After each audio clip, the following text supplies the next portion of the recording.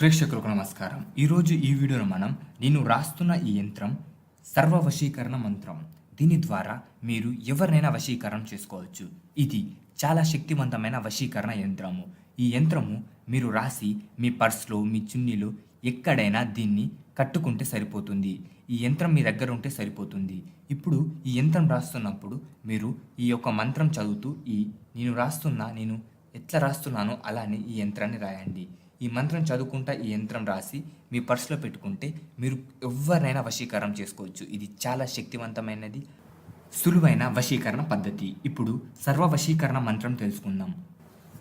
ఓం నమో భాగవతే ఈశానాయ సోమభద్రాయ వశ్యమయ స్వహి.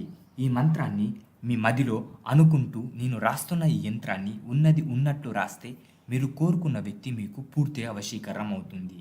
ఇది చాలా నియమంగా. అలాగే ఈ వశీకరణ పద్ధతిని మీరు ఏదైనా ఒక వ్యక్తిని లొంగపరుచుకోవడానికి మాత్రం చేయకూడదు. ఇది ప్రేమతో మాత్రమే చేయాలి. అలా అయితేనే ఇది పనిచేస్తుంది. లేకపోతే ఇది మీకు చెడు చేస్తుంది. ఒకరికి చెడు చేయాలనుకొని ఈ వశీకరణ పద్ధతిని మీరు ప్రారంభిస్తే అది మీకే చెడులా మారుతుంది. ధన్యవాదములు.